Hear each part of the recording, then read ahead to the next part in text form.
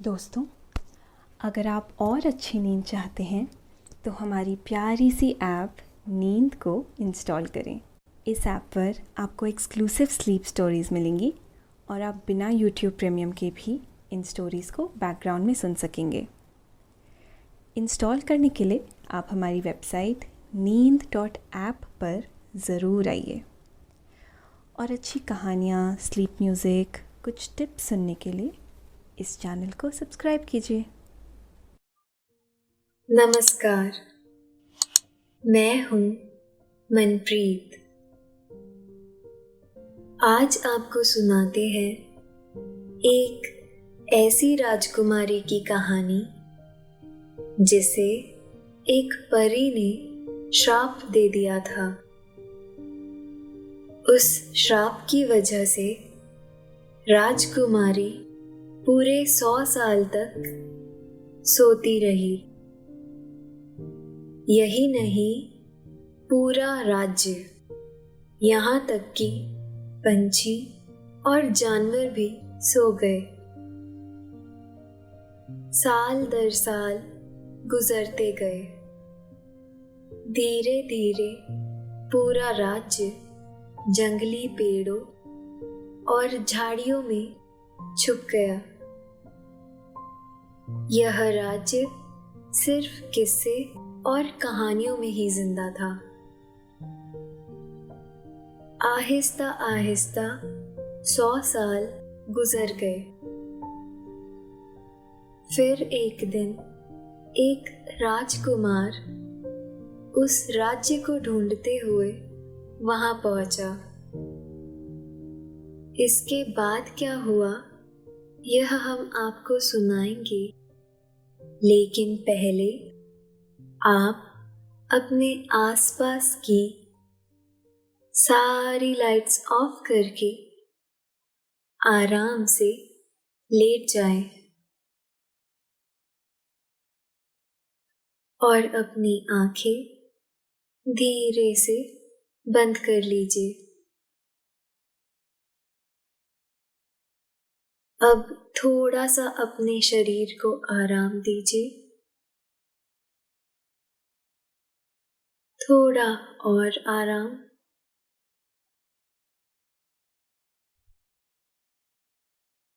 अपने शरीर को बिल्कुल ढीला छोड़ दीजिए।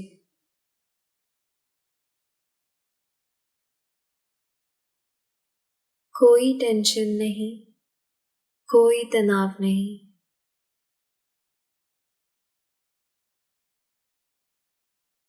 अपने दिमाग में चल रहे सभी विचारों को, चिंताओं को त्याग दें। एक शांति सी महसूस करें। सब नेगेटिव पॉजिटिव विचारों को धीरे धीरे निकाल दें। हाथों को सीधा करके अपनी कमर के साइड में रख लीजिए। अपनी सांस पर ध्यान लगाएं।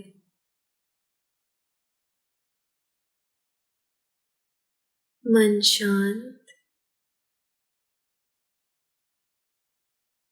एकदम शांत होता जा रहा है। आप अच्छा महसूस कर रहे हैं। खुद को काफी हल्का फील कर रहे हैं।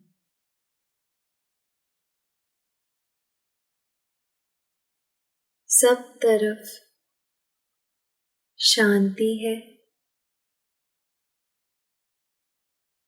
सुकून है, खामोशी है।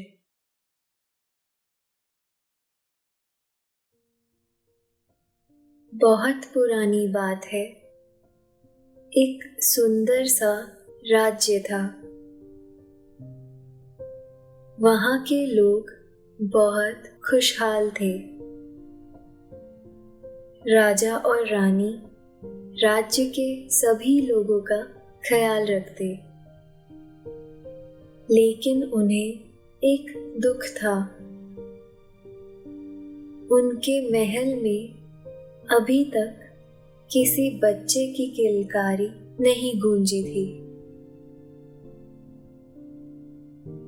एक दिन रानी महल के तालाब के किनारे बैठी हुई थी।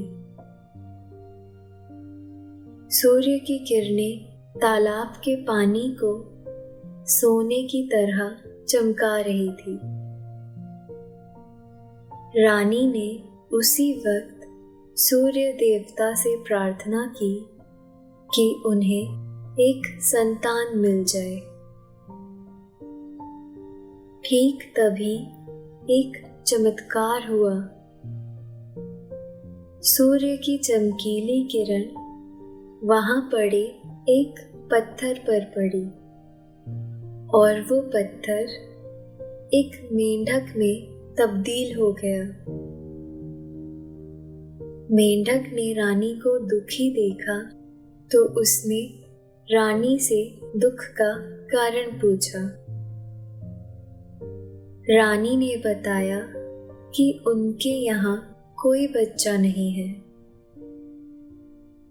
मेंढक ने कहा, उनके यहाँ 1 साल के भीतर एक सुंदर सी बच्ची का जन्म होगा।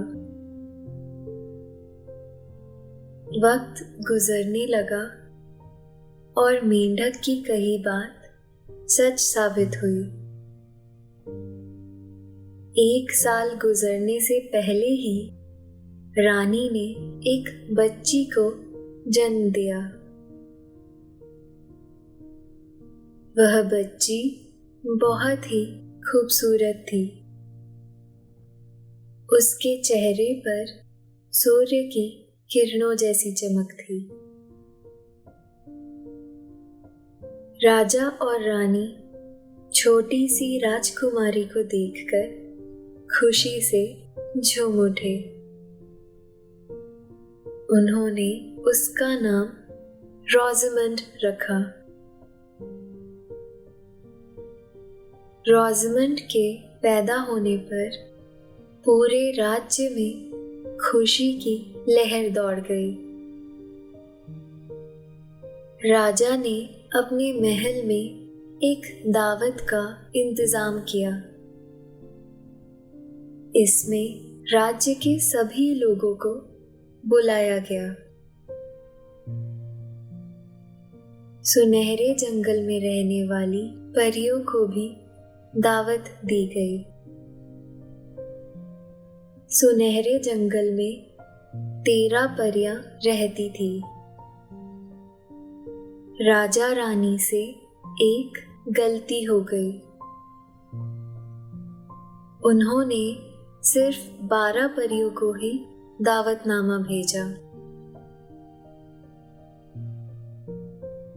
13वीं परी उन्हें याद ही नहीं रही। राजा के महल में बहुत धूमधाम से दावत हुई। कई तरह के पकवान और शरबत उसमें परोसे गए।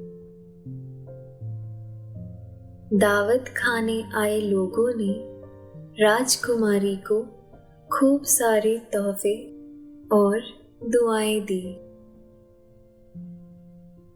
परियों ने भी रोज़मंड को ढेर सारे अनमोल उपहार दिए। उन्होंने कई जादुई आशीर्वाद भी दिए।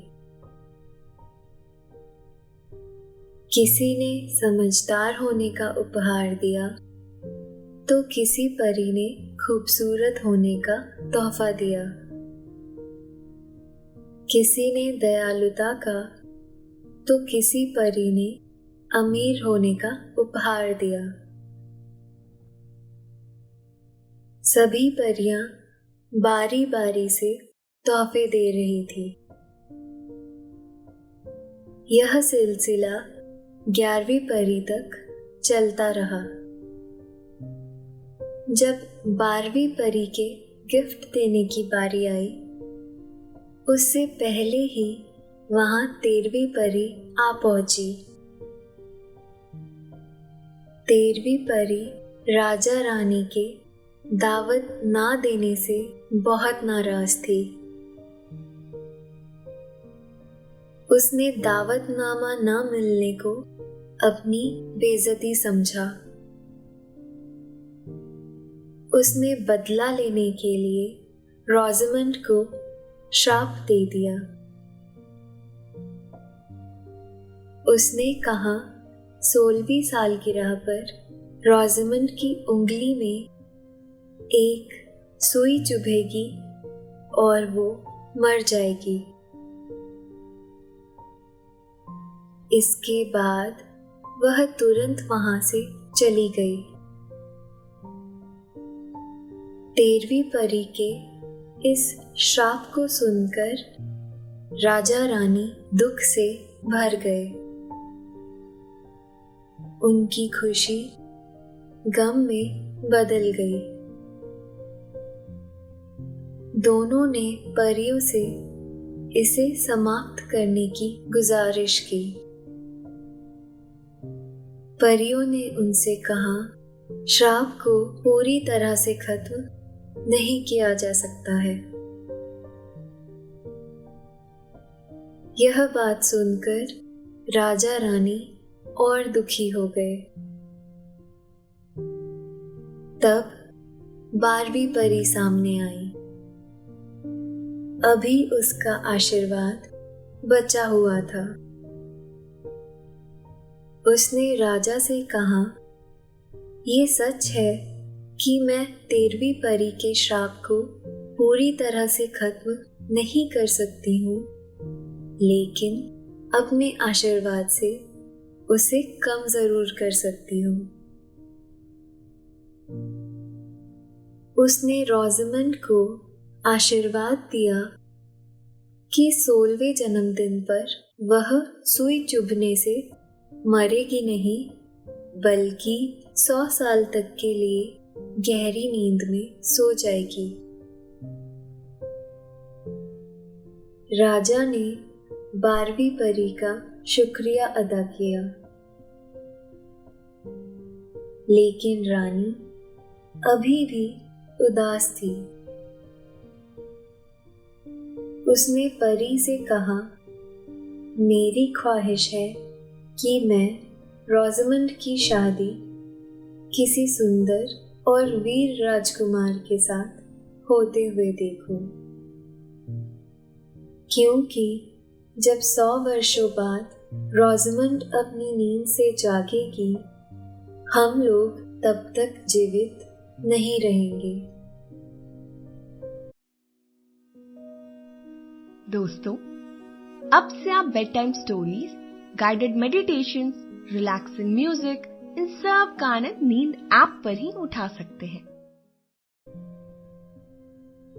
रानी की यह बात सुनकर 12वीं परी ने कहा, रोज़ामंड के सोने के कुछ देर बाद राजा रानी समेत राज्य की सारी प्रजा और पशु पक्षी भी सो जाएंगे। वे तब तक सोते रहेंगे जब तक रोज़ामंड सोती रहेगी। रोज़ामंड की नींद तभी खुलेगी जब एक सुंदर और सच्चा प्यार करने वाला राजकुमार उसे चूम लेगा। इसके बाद सभी परियां वहां से चली गईं। 12वीं परी के आशीर्वाद से राजा रानी को कुछ राहत जरूर मिली, लेकिन अब भी वह रोज़ामंड को लेकर फिक्रमंद थे। उन्होंने सैनिकों से कहकर राज्य के सारे चरखे और सुइयां नष्ट करवा दिए। ताकि रोज़मंड उस दुष्ट परी के श्राप के प्रभाव से बच सके। वक्त बीतता रहा।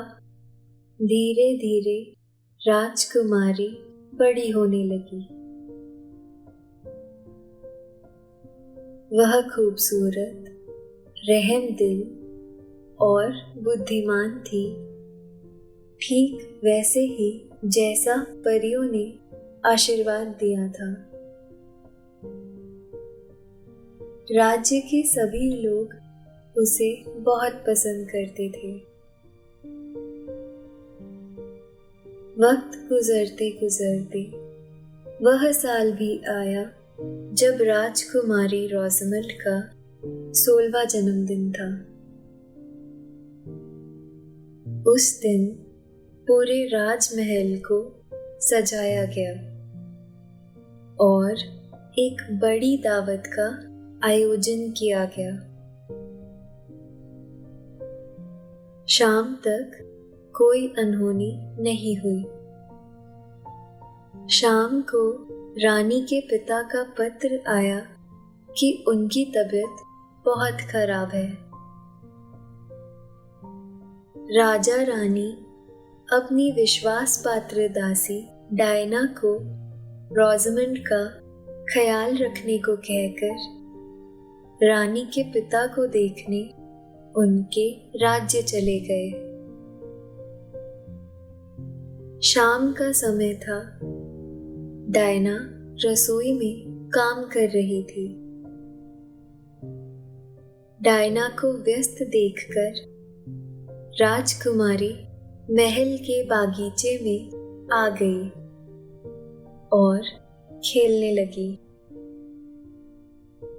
खेलते खेलते उसकी नजर एक फूल पर बैठी बहुत ही सुंदर और सुनहरी तितली पर पड़ी।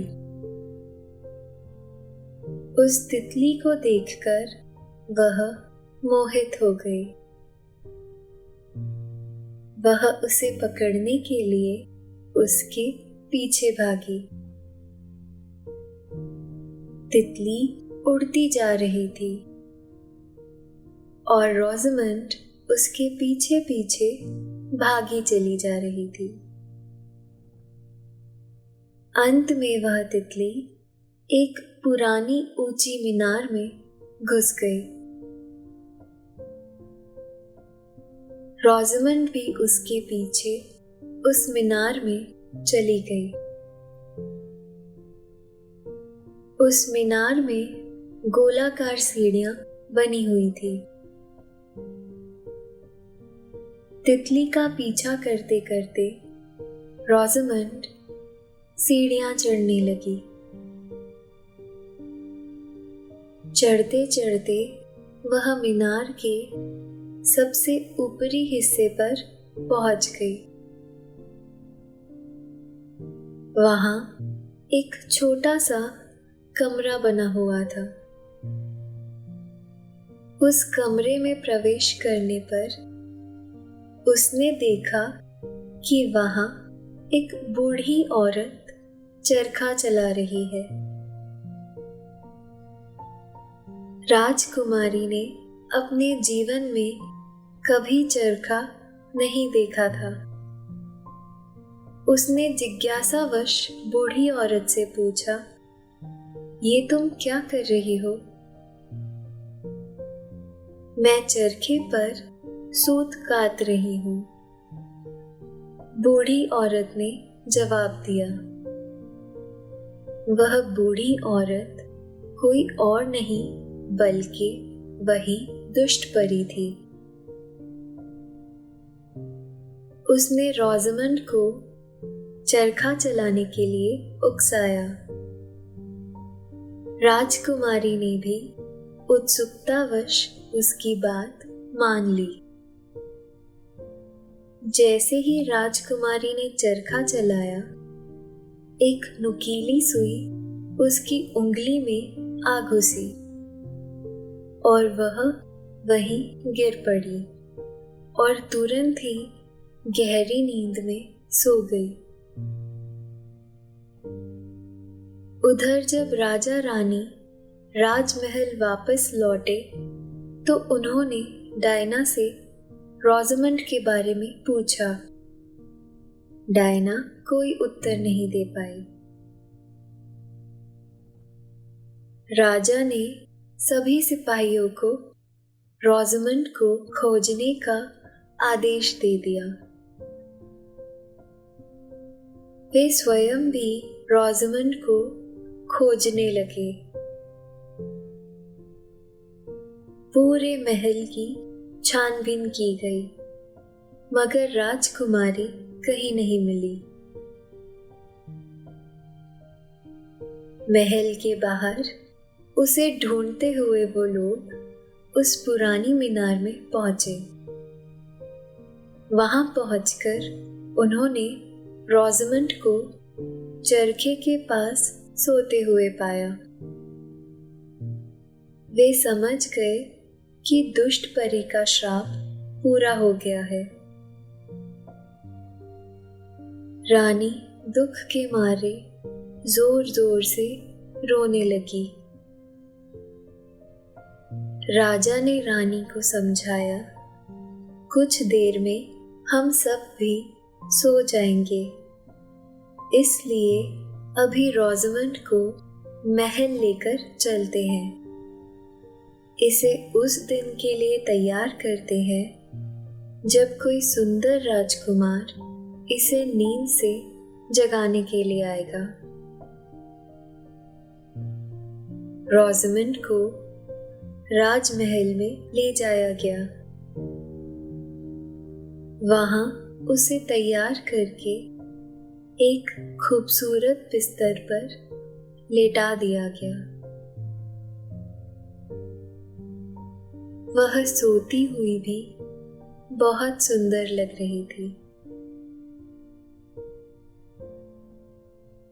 कुछ देर बाद राजा रानी, दरबारी, सैनिक, राज्य की संपूर्ण प्रजा और यहाँ तक कि पशु पक्षी भी जहाँ थे वहीं उसी हालत में सो गए। उनके सोने के कुछ देर बाद घनघोर काले बादल राज्य के ऊपर छा गए और पूरा राज्य अंधेरे में डूब गया। बारिश होने लगी। कुछ दिनों बाद राज्य के चारों तरफ घनी कंटीली जंगली झाड़ियां उग गई और वह राज्य उन झाड़ियों के पीछे छुप गया। वक्त गुजरता रहा। कंटीली झाड़ियों के पीछे छुपा राज्य अतीत का हिस्सा बनकर रह गया था। उस सोए हुए राज्य और सुंदर राजकुमारी रोज़ामंड की कहानियां दूर दूर तक फैल चुकी थी। कई राजकुमार रोज़ामंड को पाने की ख्वाहिश में सोए हुए राज्य को ढूंढने आते, लेकिन वह उन कंटीली मजबूत झाड़ियों को पार करने में कामयाब नहीं हो पाते। यहाँ तक कि कुछ राजकुमार तो कोशिश करते हुए कंटीली झाड़ियों में ऐसे उलझ गए कि उनका वहीं अंत हो गया। नतीजे में फिर राजकुमारों ने उधर का रुख करना ही छोड़ दिया। काफी साल गुजर गए। एक दिन इवान नाम के राजकुमार ने जब सोती हुई राजकुमारी की कहानी सुनी तो वह मन ही मन उससे प्यार करने लगा। एक दिन उसने फैसला किया कि वह उस राज्य और राजकुमारी को ढूंढ कर रहेगा। वह रोज़मंड को नींद से जगाना चाहता था और उस राज्य की खुशहाली फिर से वापस लाना चाहता था। राजकुमार इवान पिता से आशीर्वाद लेने के लिए पहुंचा। राजा ने उसे रोकने की बहुत कोशिश की, लेकिन इवान अपने मन का पक्का था। वह नहीं माना और आखिरकार राजा ने उसे जाने की इजाजत दे दी। इवान राजकुमारी को खोजने निकल पड़ा। राजकुमार इवान कई दिनों के सफर के बाद आखिरकार उस राज्य में पहुंच गया। इत्तेफाक से उसी दिन रोज़मंड को सोए हुए 100 साल पूरे हो चुके थे। राजकुमार ने राज्य के चारों तरफ कंटीली झाड़ियों का जाल देखा। वह बहुत बहादुर था। उसने सीधे अंदर जाने की कोशिश की जगह पहले अपनी तेज और मजबूत तलवार से झाड़ियों को काटना शुरू किया। उसके बाद वह अंदर जाने लगा। इवान अंदर घुसता जा रहा था और झाड़ियों को साफ करता जा रहा था। आखिरकार उसने रास्ता बना ही लिया।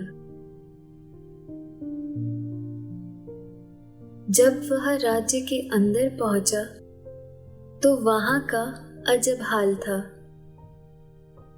जो जिस हाल में था सो रहा था। वह यह सब देखते हुए महल की तरफ चल दिया। महल के गेट पर भी उसने दरबानों को सोते हुए पाया। महल के अंदर राज दरबार में पहुंचने पर उसने राजा, रानी और दरबारियों को भी सोते हुए पाया। वह बड़े से महल में राजकुमारी को तलाशता रहा। आखिरकार वह उस कमरे में पहुंच ही गया जहां राजकुमारी रोज़मंड सोई हुई थी। राजकुमार इवान ने रोज़मंड को देखा तो बस देखता ही रह गया। वह अभी सिर्फ रोज़मंड का नाम और किस्सा सुनकर ही उससे प्यार करता था, लेकिन उसके रूप और सौंदर्य को देखकर उसके मन में सच्चा प्यार पैदा हो गया। उसने रोज़मंड का हाथ अपने हाथों में थाम लिया और उसके माथे को चूम लिया। उसके ऐसा करते ही दुष्ट परी का श्राप टूट गया। रोज़मंड नींद से जाग गई। उसने अपनी आंखें खोली तो अपने सामने एक सुंदर राजकुमार को पाया। वह समझ गई कि ये वही सच्चा प्रेम करने वाला राजकुमार है। रोज़ामंड को नींद से जगा देखकर राजकुमार इवान की खुशी का ठिकाना न रहा।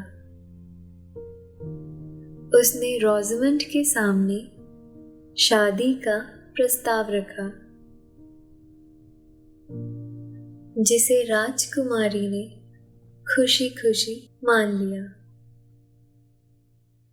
दोनों एक दूसरे का हाथ थामे राज दरबार पहुंचे। वहां उन्होंने देखा कि राजा रानी और सभी दरबारी नींद से जाग चुके थे। उन्होंने रोज़ामंड और राजकुमार इवान का स्वागत किया। राजा रानी बहुत खुश थे।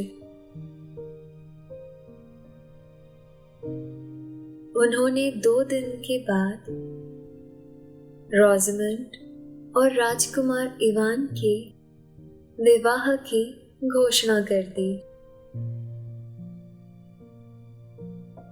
2 दिनों बाद रोज़ामंड और राजकुमार इवान की शादी हो गई। दोनों खुशी खुशी रहने लगे। राज्य में एक बार फिर से खुशहाली लौट आई थी।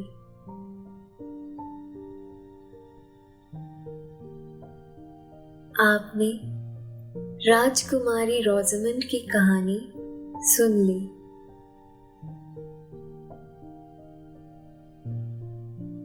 अब आपके सोने का वक्त हो गया है।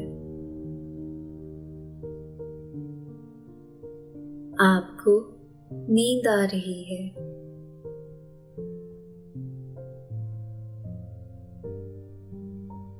आपकी आंखें बंद होती जा रही हैं। आप धीरे धीरे नींद की आगोश में समाते जा रहे हैं, समाते जा रहे हैं।